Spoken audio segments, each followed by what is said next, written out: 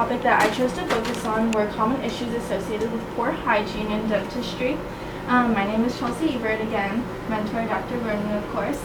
Location right here at his private practice, and profession dentistry. And this is for the fall 2016 ISM course at Clear Springs High School, taught by Mrs. Click. And just a small disclaimer, some of the information from this presentation comes from outside sources because we were required to do research for it. So a little bit about Dr. Gordon. This was required for the presentation, so I'm sure you all know this. But that's a picture of us, and he has been practicing in the area since 1990, so over 20 years of practice. The address for the business is right up there. He's a member of many different dental associations, including the the Greater Houston Dental Association, the American, as well as the Texas Dental Association. And he graduated from Tulane University, then went on to pursue dentistry at the University of Texas Health Science Dental Branch after doing some research with cancer, actually. So what is ISM? ISM stands for Independent Study Mentorship, and it's a class that we take at Clear Springs High School that basically allows us to go out and study a profession that we're interested in pursuing, to kind of get a feel for the career field and see if we are interested in deciding on that as our career. It allows students to shadow their mentor weekly, and it also requires collegiate level work. We do a lot of projects in class, small assignments, and we are required to create a website to kind of showcase what we have learned throughout the course of the semester. And this is a screenshot of my homepage of the website, and it basically just says the topic as well as the purpose of the website. And I'm not sure if I mentioned, but those are grading rubrics. Sorry. Those. Okay. Sorry. Sure, I get that. And then this is just another screenshot, a couple more screenshots of the website. Those are activity logs that we're required to fill out after each visit, as well as a mentor poster project, which we completed at the beginning of the semester to just kind of summarize what we are planning on pursuing and what we're going to be studying throughout the semester. A screenshot of the research page for the sources that we were required to research for this project, as well as a screenshot of the interviews which we were required to take in order to kind of get a feel for the field on a more personal level and how people in the field actually view it. So what is dental hygiene? Dental hygiene includes anything about taking care of one's teeth. Now this is not only the correction of issues but also the prevention of issues. Dentists come across many different problems in their field, and they're required to basically find the best treatment plan for the patient, and that may vary from patient to patient depending on their personal conditions. And they also have to educate their patients on good dental hygiene and the preventative measures that they might be able to take, such as sealants or things of that nature, in order to prevent any future damage to their teeth. Now, why did I choose the specific topic of dental hygiene and the issues encountered? I thought it would just give a very good overview of the field in general and some of the procedures that I might encounter if I did choose to pursue the field. So I thought it was a good overview. So some of the aspects of dental hygiene, your teeth obviously are very important to your mouth. They not only help you to chew, but they also provide structural support for your teeth, or for your face, so that's why if you didn't have them, you'd need to get dentures. But they also do contain immune cells, so you want to keep as many of those as possible to help your body fight invaders.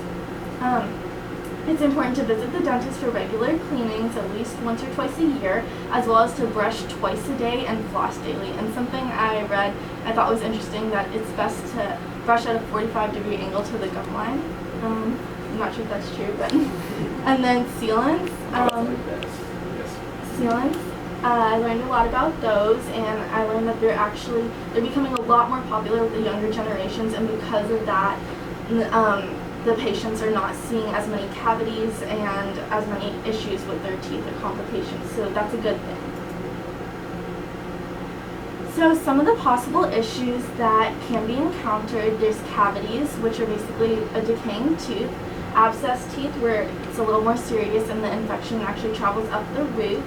There's dry sockets, tooth sensitivity, wisdom teeth, which might obstruct other teeth and cause other complications, so you might have to get those removed.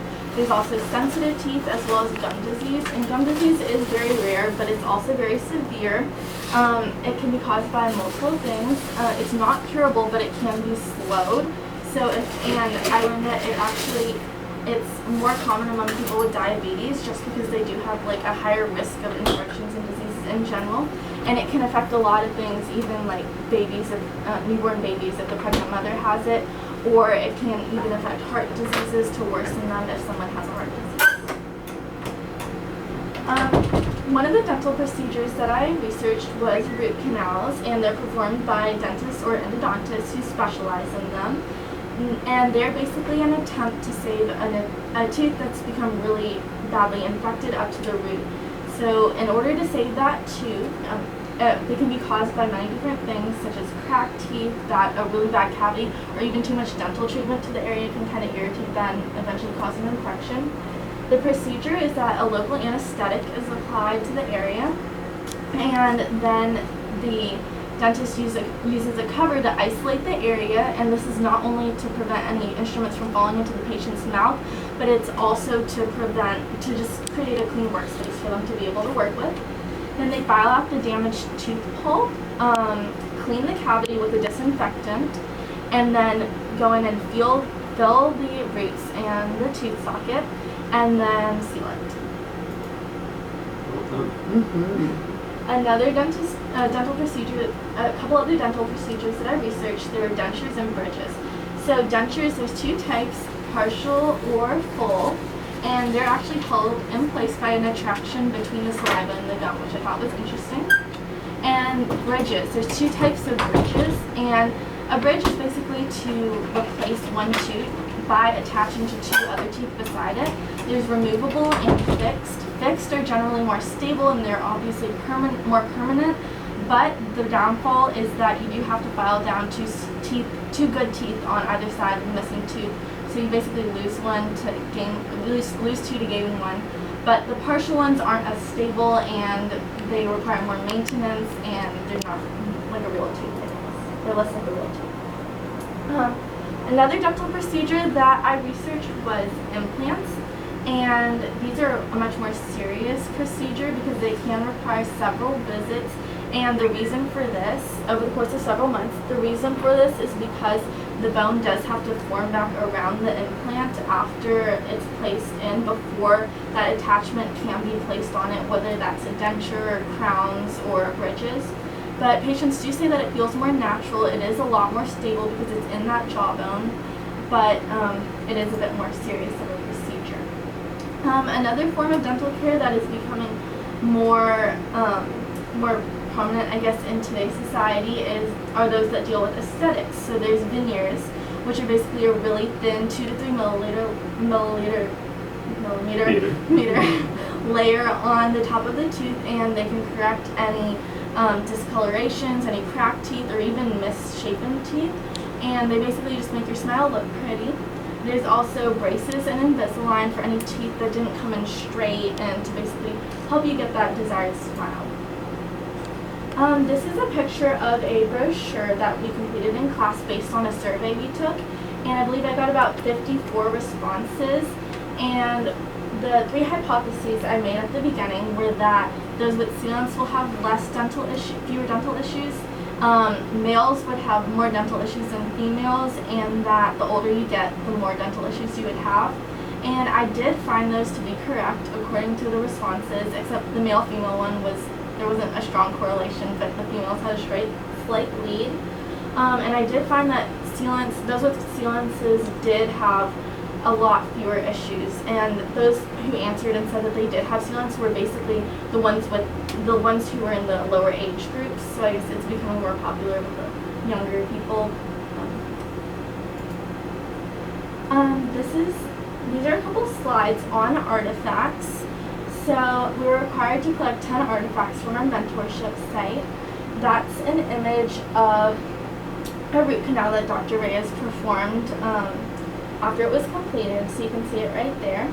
that is an image of the work schedule that y'all have to basically keep track of all the patients and keep organized. There is a brochure of sealants to basically keep the patients informed and have them aware of the procedures that might be completed. And there's a continual education certificate from DD. So that basically shows how dentistry is an evolving field, so it is important to keep that education. There's a patient consent form for a surgical dental procedure. So to make sure that the patient is aware of everything that's going on and there aren't any insurance issues afterwards. And there's also a dental assistant certificate from DD. Upper left-hand corner, there's the tooth numbering system diagram. Basically shows how y'all number teeth. There's a calendar that y'all use to help coordinate with the lab and find out when the correct date for crowns and things of that nature would be. There's also a post-operative procedure, list of procedures for the patient after they've received a procedure, as well as a diagram of before and afters for some of the different dental procedures that I researched, and it basically shows like the pros and cons of some of them and how they work. There's an X-ray machine, which is used often, as well as just a business card for the patients. So the product that I created, it's right up here, to showcase what I learned throughout the semester. I made 3 hypothetical patient files. One of the patients was to have a cracked tooth, and the dentist was going to go in there and find that it had a really bad infection and therefore it would need a root canal. The second patient was a child who would have no apparent issues, but of course we're going to go in there and do that yearly or twice a year cleaning and clean off all of that plaque on their teeth, and then put in some sealants to make sure that they don't have any future issues. And the third patient was going to have a toothache, and then the dentist was going to go in and find that they had a small chip on the side of their tooth and it had started to decay. Sorry. Okay.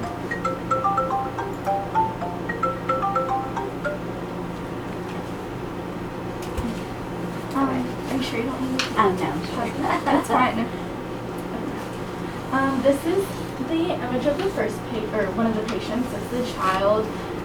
His file, and it basically has all of his information and then a list of his appointments and the different procedures performed on them. So it looks like he's been going to the dentist for a while. This is the second patient. This is the one who needs a root canal. This is the one who needs a root canal, and as you can see, there's, this is the, it's out of order, sorry. He needs a cavity, and you can see the before and after x-rays right there. And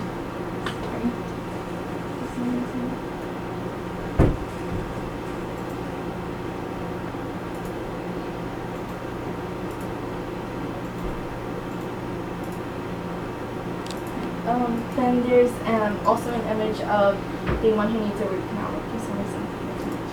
And that's just the works cited for my product, to basically show where I got these sources for my images as well as the basic layout. So in conclusion, working with Dr. Gordon has been a really great experience, and I've learned a lot about dentistry in general, and I thank you so much for giving me the opportunity to come here and watch and learn what y'all do. Throughout my experience, as well as through the interviews, I've learned a lot about the importance of dental hygiene. I've seen a lot of patients with some bad teeth, so that's really encouraged me to brush and floss more. And I've also learned about their solutions, and they're a lot more complicated than they might seem at first glance, or just after reading about them. I've also learned a lot about the importance of customer relations after seeing you, like how you run a business, and I've heard on multiple accounts that the patients, the reason why they come in is because they love the friendly atmosphere and how it almost feels like a family here. So I've learned that that's a really important aspect of the business, or of the field, career field. I've also learned that it might seem easy, it might seem like good hours, but it is a difficult job, and there are days where you can go overtime a lot. And owning a business can be both rewarding and stressful. But you have to just do it for that satisfaction, I guess, of seeing the patient smile at the end and seeing their final outcome.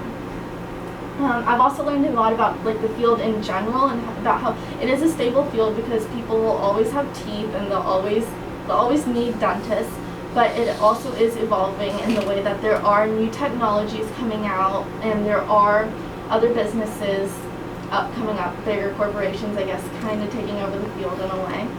So. And I would like to give special thanks to my mentor, Dr. Gordon. Thank you so much for giving me this opportunity, as well as my teacher, Mrs. Click, for providing me the opportunity and letting me into the class, as well as all the wonderful workers, and Dee Dee and Rochelle at the office that have just been so welcoming and kind. And thank you so much. That was wonderful. Well done. Good job. Are there any questions? 2 thumbs up. Yes, yay. And I think you did very good. I do. No, it's fantastic. You really have a comprehensive understanding what's going on around Yes, here. you did.